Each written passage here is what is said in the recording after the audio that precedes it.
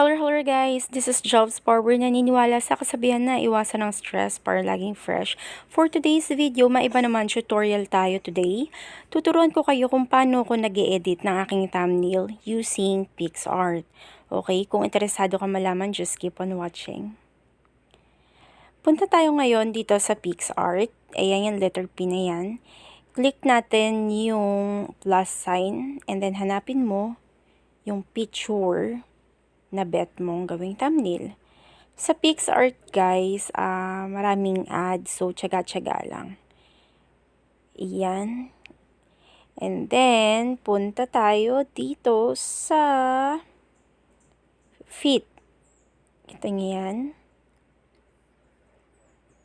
Click mo yung fit na yan. And then, hanapin mo si ratio. Yun yung square sa kaliwa. Hanapin mo si YouTube kasi YouTube thumbnail tayo. I-expand mo yung picture. Okay. Make sure na matakpan mo yung white kasi ganyan kalaki yung usually na thumbnail, no, sa YouTube. Ang ginagawa ko dito, nasa gilid lang lagi yung mukha ko para at least pansin na pansin yung title ko. Okay, yung bakanteng portion, dyan ko ilalagay yung title.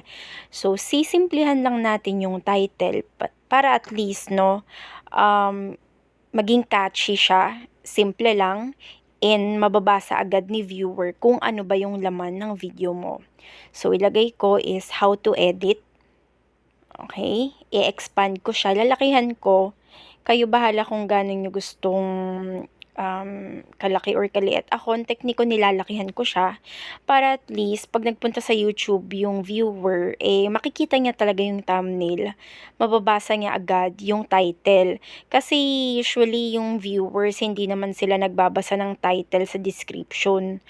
Nagbe-base sila doon sa picture ng YouTube video mo or nung tinatawag na thumbnail. Diyan sila nagbe-base kung ano ba talaga yung laman ng video mo. So, how to edit. Punta ka sa letter T, yung stroke, para magkaroon siya ng border.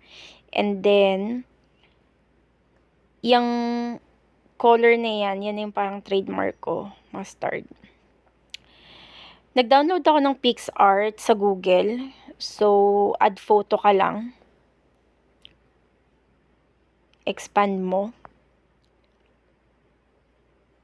Okay na yan. Text ka ulit. Punta ka ulit sa text and then i-type na natin thumbnail. Para how to edit thumbnail. Ayan. Click mo yung check. Punta ka sa letter T, yung stroke. Okay. Yan. Ako mga 60. Yan, okay na yan. Para may border lang. Pili ka ng color. Ako, minamatch ko yellow and blue. Yan. Para hindi rin masyadong matingkad, hindi rin masyadong OA, alam mo yun, sakto lang. So, yan. Para sa akin, okay na to. Simple lang, no? Ayan. Ayan na, guys. So, sana makatulong tong video na ito sa inyo kung paano tayo edit ng picture using Picsart. Thank you for watching!